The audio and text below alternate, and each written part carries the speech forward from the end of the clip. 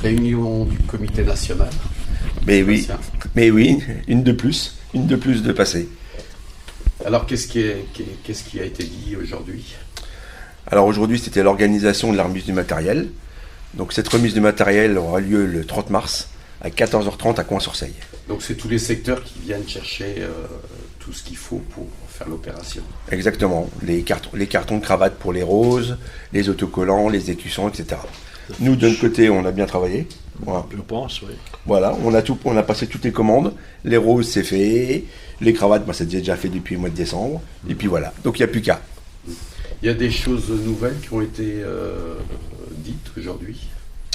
Des choses nouvelles, oui, mais on va pas rentrer dans le détail, ce sera la surprise pour la prochaine fois. Voilà, on a parlé de quelques orientations sur l'année 2024, des choses qui vont être un petit peu différentes. Ouais, je veux dire, mais qu'on va pas préciser. Non, on va pas préciser tout de suite. On laisse la surprise au prochain épisode. Voilà. D'accord. Ce qui est important et ce que les motards et les passagers se posent comme question, comment faire pour s'inscrire à l'opération Une Rose, un Espoir? Et oui, parce que là, il y a déjà beaucoup de secteurs qui ont ouvert les inscriptions. Beaucoup de secteurs commencent à être saturés. saturés. Donc là, j'invite tout le monde à aller sur le site internet Une Rose, un Espoir. Il y a l'onglet secteur. Et dedans, vous vous rapprochez de chez vous. Et vous avez les coordonnées du chef de secteur. Le numéro de téléphone, adresse mail. Vous le contactez et il vous donnera toutes les modalités. Mais il ne faut vraiment pas tarder parce que beaucoup de secteurs sont déjà... Il y a beaucoup de secteurs complets. Ah ouais, qui sont déjà quasi complets. Ouais. À Coin-sur-Seille, c'est le cas? À Coin-sur-Seille, je pense que c'est quasiment le cas. Moi, j'aurai les inscriptions là le début du mois, mais oui, bon, après, s'il y a un petit complément à faire, c'est pas un souci. Hein. C'est aussi bien qu'il reste quelques places, quoi. Ouais, c'est ça. Mais il faut pas trop tarder, quoi. Mais là, alors moi, justement, s'il y a des nouveaux qui veulent s'inscrire, il faut bien qu'ils se mettent une chose dans la tête, que s'il y a 3 gouttes de pluie qui tombent et qui sont pas là, c'est même plus la peine qu'ils se pointent l'année d'après. Hein. Parce que des gens comme ça, on n'en a pas besoin. Hein. Parce qu'il faut savoir que c'est une organisation. En grande forme, comme d'habitude. Que c'est une organisation, il y a des repas qui sont prévus, il y a plein de choses de prévues, et il faut se mettre à la place des organisateurs. Parce que si on fait un groupe, et puis que dans le groupe il manque 3 équipages, ben ça pénalise un peu tout le groupe ce qui reste dans le groupe. Alors donc, nous on veut des gens responsables, mais je peux vous garantir que ceux qui ne viennent pas parce qu'ils tombent 3 gouttes de flotte, ils tomberont pas sur un ingrat.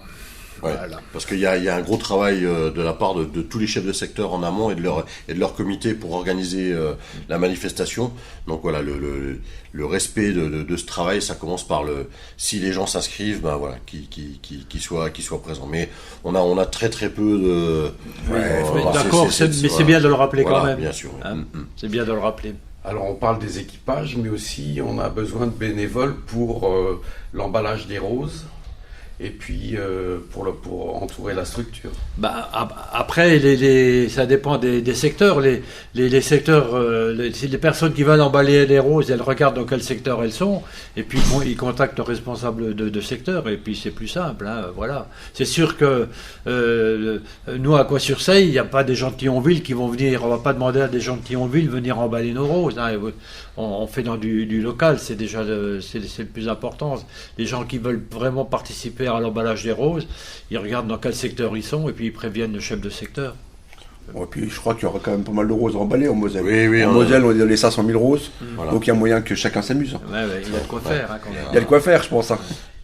Non, il y aura beaucoup de travail et c'est vrai que, que la manifestation commence à ce moment-là avec l'arrivée des roses et l'emballage des roses. Je parle plutôt sur le concret et c'est toujours des bons moments où on se déplace sur certains emballages de roses et c'est toujours très très sympa. Ça se prépare. Ça se prépare et puis et cette année on est content parce qu'on n'est pas en retard du tout. Voilà. C'est rarement le cas, mais là on est bien. Je veux rappeler quelque chose parce que là je me fais peut-être un peu agressif. Mais j'arrête pas de le répéter. C'est pas ton genre, ça. Non, pas du tout. Et je vais quand même le dire, nous, on n'oblige personne à venir.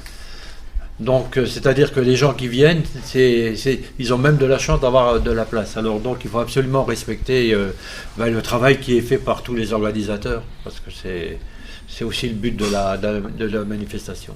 Voilà. Merci à tous les 3. Mais je t'en prie, Bueno.